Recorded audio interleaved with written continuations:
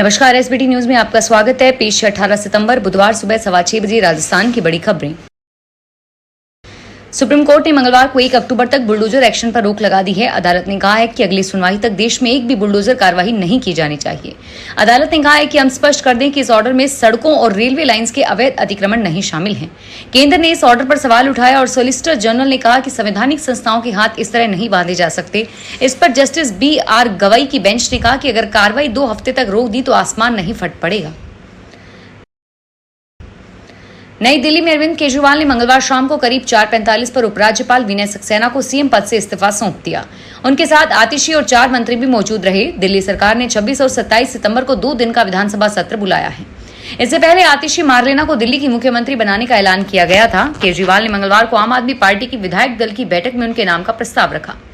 दिल्ली के परिवहन मंत्री गोपाल राय ने आतिशी के नाम का ऐलान करते हुए कहा कि हमने विषम परिस्थितियों में यह फैसला लिया है। आतिशी ने मीडिया से चर्चा करते हुए कहा कि मैं अपने गुरु अरविंद केजरीवाल जी का धन्यवाद करती हूं। मुझे बधाई मत दीजिए, मेरे लिए दिल्ली वालों के लिए दुख की घड़ी है कि चहेते मुख्यमंत्री इस्तीफा देंगे। राजस्थान में 8,000 सरकारी कर्मचारियों को एक साथ नियुक्ति पत्र बांटे गए हैं। जयपुर में राज्य स्तरीय कार्यक्रम में सीएम भजनलाल शर्मा ने कुछ नए कर्मचारियों से वर्चुअली बात की। मुख्यमंत्री भजनलाल शर्मा ने कहा कि हमने बजट में जो भी घोषणा की है उसे धरातल पर उतार रहे हैं। हमारे पास जिस पार्टी के विधायक की मांग आई उसे हमने पूरा किया। मुख्यमंत्री ने कहा कि कई लोग तो कहते हैं कि मुरली वाला बंसी वाला काम नहीं करता। वे मुरली वाले को मानते ही नहीं हैं और हम तो सनातनी हैं, इसलिए मुरली वाले को बहुत कुछ मानते हैं।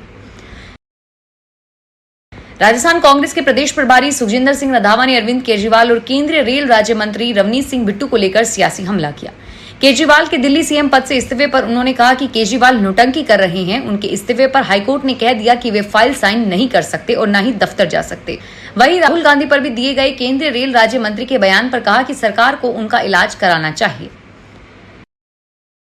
प्रधानमंत्री नरेंद्र मोदी 11 सितंबर को सुप्रीम कोर्ट के चीफ जस्टिस DY चंद्रचूड़ के घर गणेश पूजन में शामिल हुए थे। इस पर विपक्ष के नेताओं ने सवाल उठाया कि पीएम ने मंगलवार को अपने 74वें जन्मदिन पर भुवनेश्वर में इसका जवाब दिया।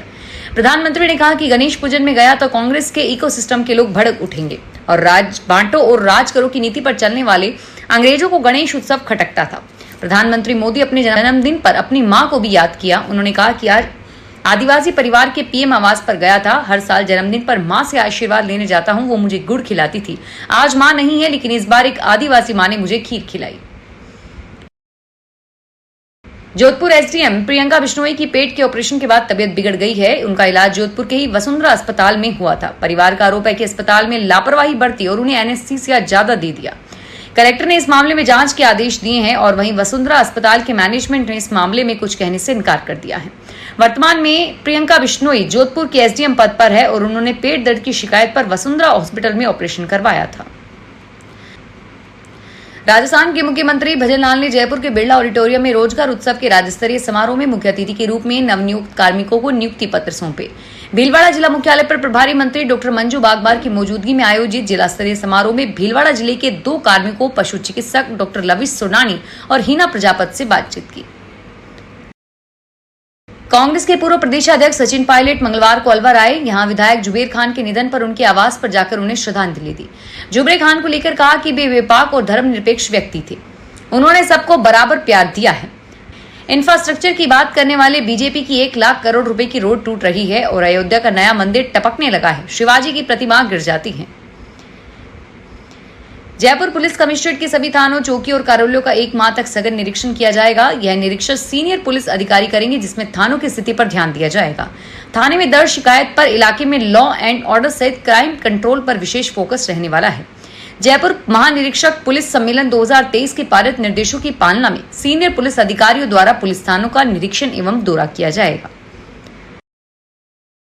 भारतीय रेलवे द्वारा आत्मनिर्भर बनने की दिशा में डिजिटल इंडिया की तरफ कदम उठाए गए हैं। अजमेर मंडल रेल प्रशासन द्वारा अजमेर मंडल के 91 स्टेशन की 116 लोकेशंस पर यात्रियों की सुविधा के लिए आरक्षित व अनारक्षित टिकट के भुगतान के लिए QR कोड की सुविधा प्रदान की गई है।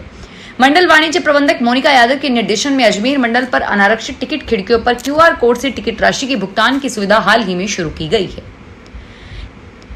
केंद्रीय माध्यमिक शिक्षा बोर्ड की साल 2025 में आयोजित होने वाली 10वीं 12वीं की परीक्षाओं में शामिल होने वाले प्राइवेट विद्यार्थियों के ऑनलाइन आवेदन की प्रक्रिया आज से शुरू होगी। बोर्ड संबंधता वाले स्कूलों के 10वीं 12वीं की कक्षा के विद्यार्थियों के साथ ही प्राइवेट विद्यार्थियों के लिए भी बोर्ड परीक्षाओं का आयोजन करता है। नियमित विद्यार्थियों के लिए आयोजित होने वाली बोर्ड परीक्षाओं में ही प्राइवेट विद्यार्थी भी भाग लेते हैं। इन विद्यार्थियों के ऑनलाइन फॉर्म भरने की प्रक्रिया 18 सितंबर से शुरू होगी। राजस्थान में डीग जिले से कुमेर थाना इलाके में खाद लेने के लिए किसान थाने से पर्ची कटवा रहे हैं और उसके बाद डीएपी लेने के लिए किसानों को क्रय विक्रय समिति सहकारी लिमिटेड जाना पड़ रहा है। थाने पर किसानों की लंबी लाइनें लगी हुई है। पहले पर्ची क्रय विक्रय समिति से कट रही थी, लेकिन किसानों ने वहां हंगामा कर दिया।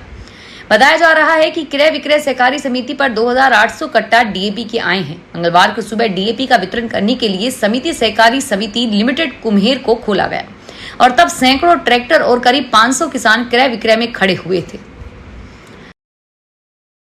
कोलकाता के आर्जिकल मेडिकल कॉलेज और अस्पताल में 9 अगस्त को ट्रेनी डॉक्टर से रेप मर्डर केस पर सुप्रीम कोर्ट में मंगलवार को सुनवाई हुई। सुप्रीम कोर्ट ने महिला डॉक्टरों की नाइट ड्यूटी खत्म करने के फैसले पर बंगाल सरकार को फटकार लगाई।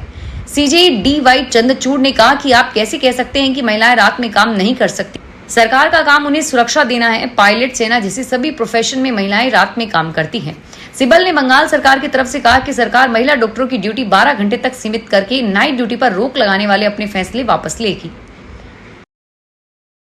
प्रधानमंत्री नरेंद्र मोदी के 74वें जन्मदिन पर अजमेर दरगाह में चादर पेश की गई। भाजपा नेताओं ने चादर पेश कर प्रधानमंत्री की सलामती और भारत विश्व गुरु बने इसे लेकर दुआ की। अजमेर दरगाह पर चिश्ती के द्वारा दरगाह में प्रधानमंत्री मोदी की चादर पेश की गई और इस मौके पर केंद्रीय मंत्री भागीरथ चौधरी ने कहा कि समाज के हर वर्ग के लिए प्रधानमंत्री और केंद्र सरकार कार्य कर रही है और सभी धर्म के लोग भारत में मिलजुल कर रह रहे हैं। राजस्थान में एक बार फिर मानसून एक्टिव हो गया है, जिसके चलते प्रदेश के कई हिस्सों में मूसलाधार बारिश का दौर शुरू हो गया है। मौसम विभाग की माने तो झारखंड के ऊपर बना डिप्रेशन मंगलवार को पश्चिमी झारखंड व उत्तर पूर्वी छत्तीसगढ़ के ऊपर पहुंच चुका है और इसके आगामी 12 घंटों में लगभग पश्चिम दिशा की ओर आगे बढ़ने और कमजोर होकर कम दबाव का क्षेत्र बनाने की संभावना है। फिलहाल इस बुलेटिन में इतना ही और फिर हाजिर होंगे तमाम बड़ी खबरों के साथ। धन्यवाद।